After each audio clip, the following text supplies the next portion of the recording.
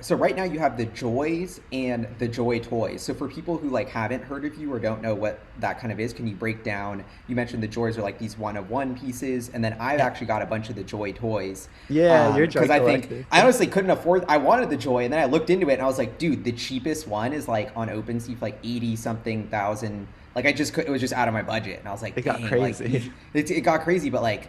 I love the JOYToys because I could actually get them and they were like kind of cool and collectible. So yeah, so what's the kind of story behind each of those? Yeah.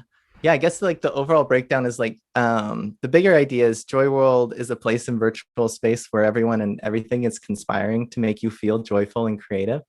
The idea is to spread pronoia instead of paranoia. So pronoia is taking the feeling of feeling paranoid that nothing's working out for you and just slightly turning it and saying, "Oh no, everything's working out for me." And so like I want Joyworld to like have that weird twisting feeling where it's almost like, "Oh no, everything's going to go really great." And so within that world and that concept and idea are joys, and joys are beings from Joy World. Each joy is a one of one original, and it's traded on the Ethereum blockchain. Each joy has a magic power, and the magic is something that you inherit by carrying the joy with you. And so like each joy's mission kind of is to inspire you to feel joyful and creative. So they're like by carrying it, you're kind of getting that magic.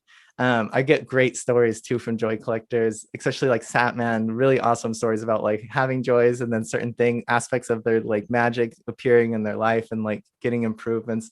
So I really love what joys have done. And when I started this, when I built the first contract, it was like at the beginning when Super Rare was starting, we were all starting, right? And it was like, it's like April 2018. And I was meeting with a bunch of people in SF, and almost everyone I ended up meeting with started a platform. It was like OpenSea, Super Rare, like Known Origin. And like every single person I was pitching to them to just work on Joy World with me. And they were like, no, be an artist on our platform. And I was like, no, no, no, like you come work on Joy World with me. So, anyways, it was total madness, like trying to get people into it. And I was like, okay, whatever. I'll take a bunch of Udemy courses and I'll figure out how to do this. And so, yeah, I took Udemy courses, and the main one was Crypto Dogi, and it was based on CryptoKitties contract, but it had a hot potato aspect. And a hot potato contract was where if you were willing to pay more ETH than someone else paid, you could steal something out of their wallet. So essentially, like you could steal someone's joy if you paid more Ethereum than they paid for it. And so like basically I would put up a joy for 0.001 ETH at the time was about one US dollar. And then somebody could steal that from the first person who bought it, and it was done inside the contract. So the contract would essentially just, you would buy it, the contract would raise the price by a percentage, at first like 50%, and then it would kind of lower it once the price got too high. And yeah, so basically somebody would come in and steal that for like 0.002, and then somebody would steal it for 0.004, and every single person would make a profit on Ethereum who was early. Because what I really loved with this, what I wanted to do is build a system that rewarded collectors for being early and being interested in something first, because it takes a lot, I think, to stick your neck out and your money out and to say like, I like this, like I love this, I'm gonna buy it, and publicly I'm gonna put it in this wallet, and everyone's gonna see like I like JOYToys or I like joys or whatever.